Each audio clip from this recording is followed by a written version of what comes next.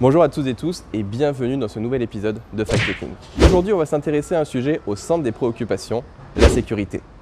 Certains candidats disent avoir peur d'arpenter les rues du centre-ville après 17h, d'autres pointent l'action de la municipalité en la matière. Au-delà des inquiétudes de circonstances, des effets de manche électoralistes, qu'en est-il réellement? Vraie ou fausse affirmation?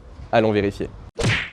Premier élément que nous allons passer au peigne fin, la police municipale. En effet, on entend à ce sujet beaucoup de contre-vérités. Parlons effectifs. Qu'en est-il aujourd'hui? À la Seine, on compte environ 8 policiers municipaux statutaires pour 10 000 habitants.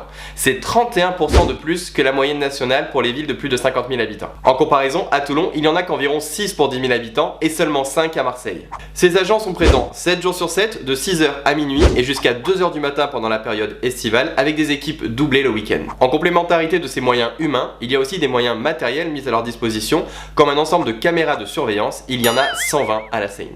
Qu'en est-il de la police nationale? Bien qu'Amer n'a pas la compétence pour augmenter les effectifs de la police nationale, Marc Villemaud a su demander et obtenir des moyens supplémentaires de l'État pour notre ville. En effet, en 10 ans, la population va augmenter de 10% et les effectifs opérationnels du commissariat avaient quant à eux baissé de 10%. Donc, grâce à l'action du maire, l'État a mis en place les zones de sécurité prioritaires et les quartiers de reconquête républicaine qui se sont accompagnés par une hausse significative des moyens humains et matériels.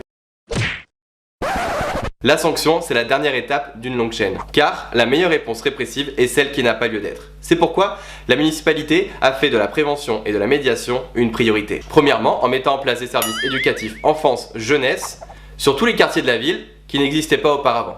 Deuxièmement, à travers des dispositifs comme le rappel à l'ordre pour des jeunes en rupture scolaire qui connaît un taux de réussite de 85%. Enfin, à travers un ensemble d'actions comme la surveillance à la demande des logements non occupés pendant les vacances, ou des outils de prévention mis en place conjointement avec la police nationale. Ainsi, loin des frissons opportunistes, la municipalité a su faire de ce sujet un axe majeur de l'action menée, car le sentiment de sécurité est l'une des conditions du vivre ensemble, leitmotiv du mandat passé et au cœur du projet que nous portons pour demain, pour une Seine humaine.